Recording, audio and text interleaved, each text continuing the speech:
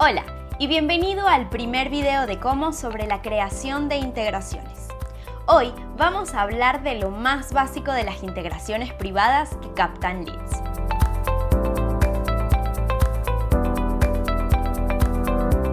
Este video ayudará a los principiantes a entender cómo construir una aplicación.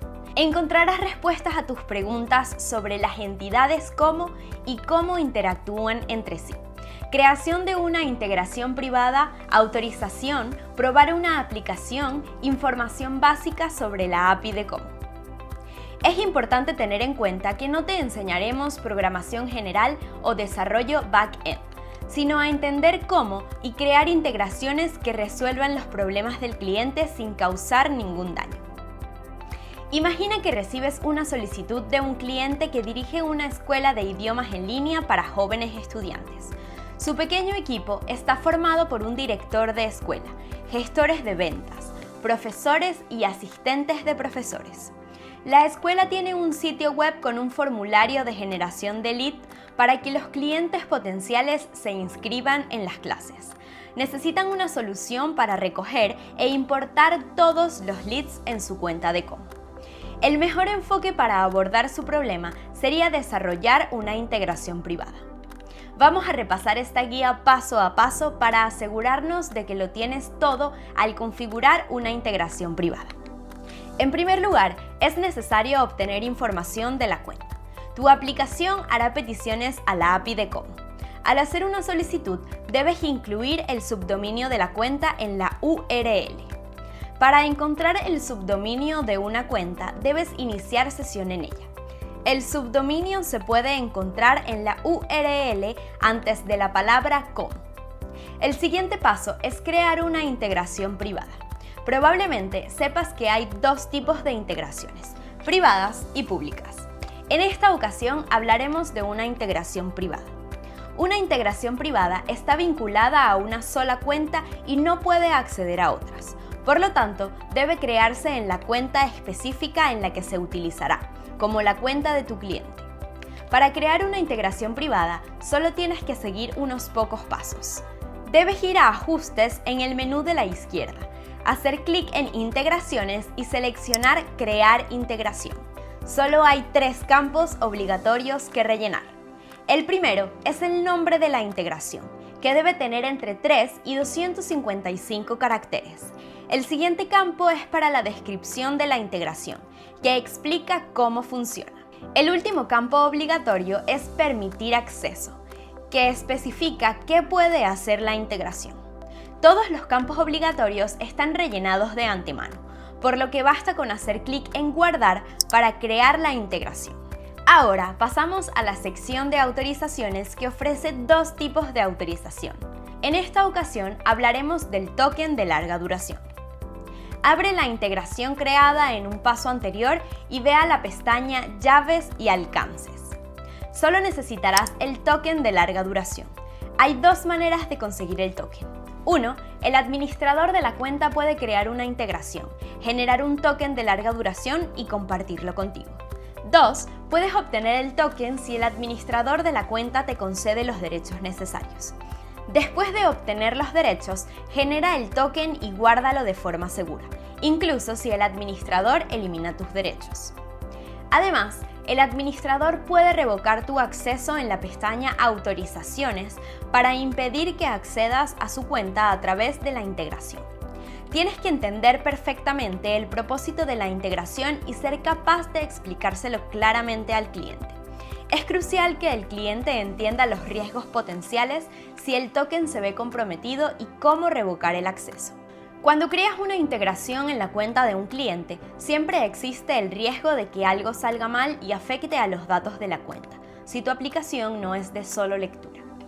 Para crear un buen producto, tu aplicación, lo mejor es practicar en una sandbox. Una cuenta de prueba puede servir como sandbox o caja de arena, ya que no está tan limitada como una cuenta técnica. Sin embargo, es importante recordar que solo dura 14 días. Es hora de aprender un poco acerca de las solicitudes que su integración hará a la API de Como y las respuestas que obtendrá. El formato JSON se utiliza para las solicitudes de la API. La API de Como utiliza los siguientes verbos HTTP: get, post, patch, delete. Existe un límite en el número de llamadas a la API por segundo que puede realizar. Este límite se aplica a una dirección IP utilizada para realizar llamadas. Por favor, asegúrate de no superar las 7 peticiones por segundo. Si superas este límite, recibirás un código de estado HTTP 429 Too Many Requests.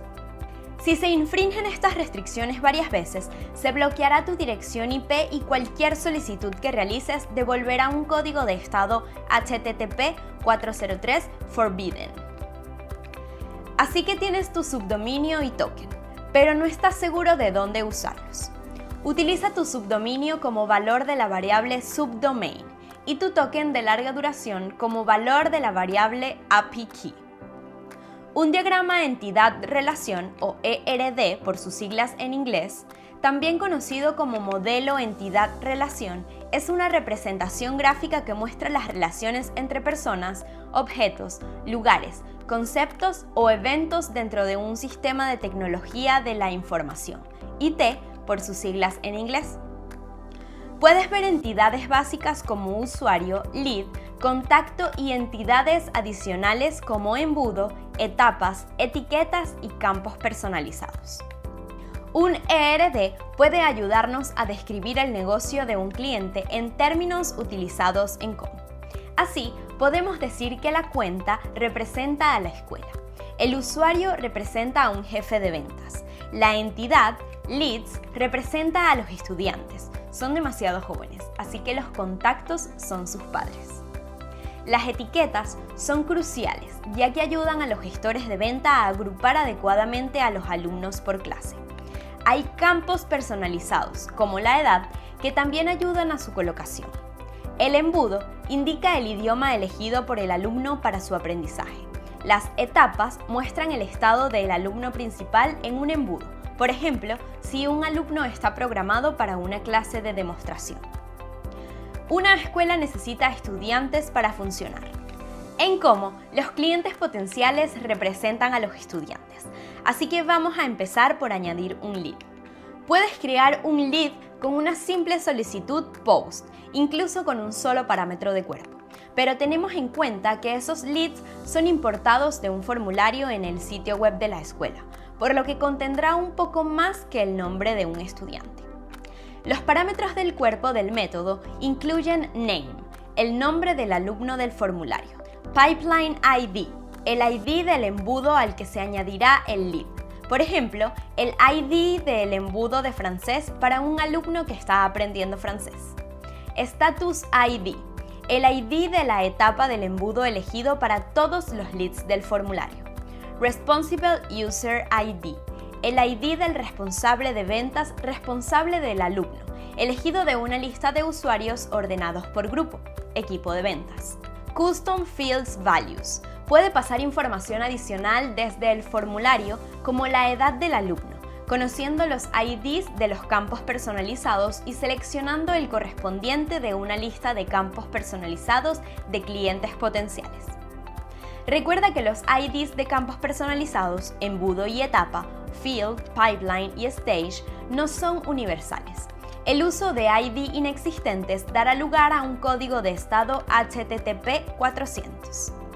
La siguiente parada es el control de duplicados. El control de duplicados se refiere a la capacidad de una aplicación para verificar y evitar la adición de instancias duplicadas de entidades. Examinemos un fragmento de código que verifica si un contacto asociado a un cliente potencial recién añadido es una entrada nueva o ya existe en la cuenta. Puedes comprobar si hay duplicados en cualquier entidad, pero ten en cuenta que las capacidades de filtrado son limitadas. En algunos casos, puede que necesites utilizar un parámetro de consulta para buscar una instancia específica de la entidad. Lenguaje de programación Python.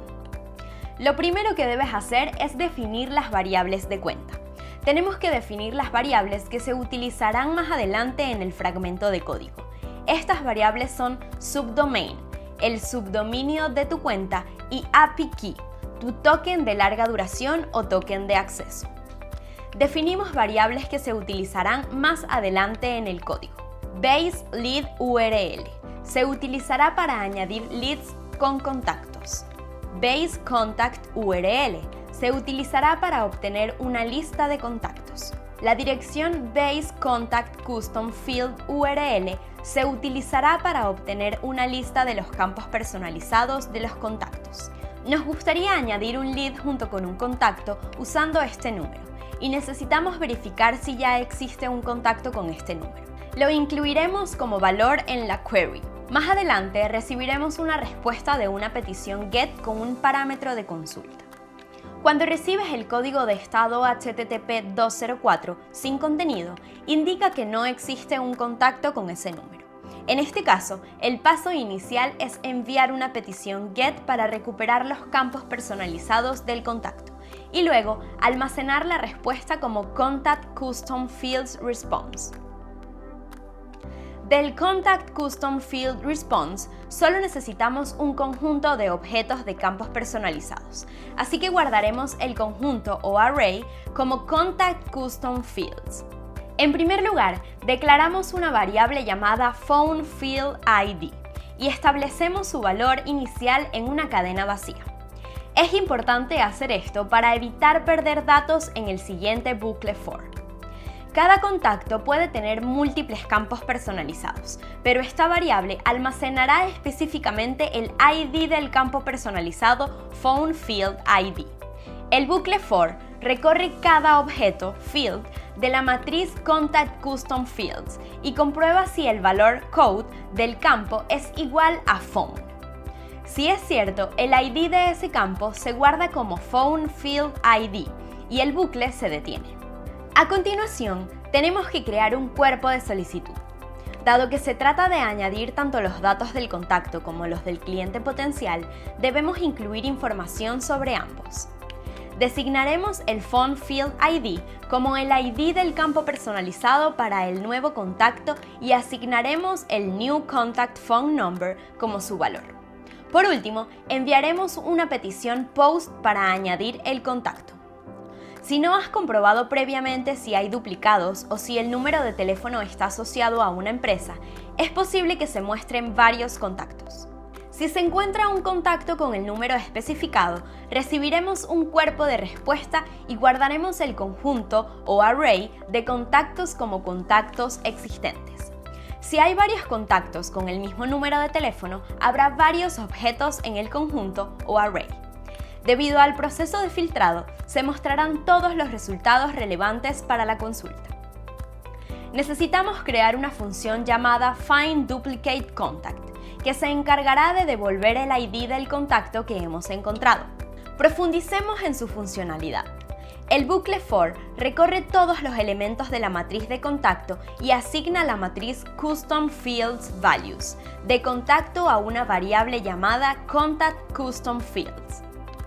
Si Contact Custom Fields existe y no es nulo, utilizamos otro bucle for para recorrer todos los objetos de campos personalizados. Si uno de los Custom Fields Values coincide con la consulta que pasamos a la función, esta devolverá el ID del contacto. Llamamos a FindDuplicateContact y pasamos una lista de contactos y el número de teléfono que guardamos el resultado como DuplicateContactID. Suponemos que uno de los números de teléfono de los contactos es igual al número de teléfono que pasamos a la función. A continuación, creamos el cuerpo de la solicitud. Establecemos DuplicateContactID como ID del contacto y enviamos una solicitud POST para añadir el contacto con un contacto. Un módulo de seguimiento Urchin, UTM por sus siglas en inglés, es un fragmento de código que se añade a una URL para realizar un seguimiento del rendimiento del marketing online y comprender mejor el comportamiento de la audiencia. Estas URL personalizadas, conocidas como códigos UTM, proporcionan a los profesionales del marketing información detallada sobre el rendimiento de una campaña, un contenido o un canal específicos. Los campos personalizados UTM se crean al crear una cuenta. Puedes encontrarlos en la sección Estadísticas de una tarjeta de lead. Definimos las variables de la misma manera que lo hicimos para el control de duplicados. La base lead URL se utilizará para añadir clientes potenciales, mientras que la base contact custom fields URL se utilizará para recuperar una lista de campos personalizados de contacto. UTM URL es un ejemplo de URL que contiene UTMs. Si lo miramos, podemos saber que UTM Source es Google y que UTM Campaign es formulario. En primer lugar, vamos a definir una función llamada PairsURL, que toma una URL como argumento y devuelve un objeto que contiene sus claves UTM y sus valores. Necesitamos enviar una petición GET para recuperar una lista de campos personalizados de un lead. Nuestro objetivo es únicamente extraer el conjunto o array de campos personalizados de la respuesta. Usamos un bucle for para crear un conjunto de objetos llamado leadCustomFieldsBody. Veamos con más detalle lo que hace este bucle.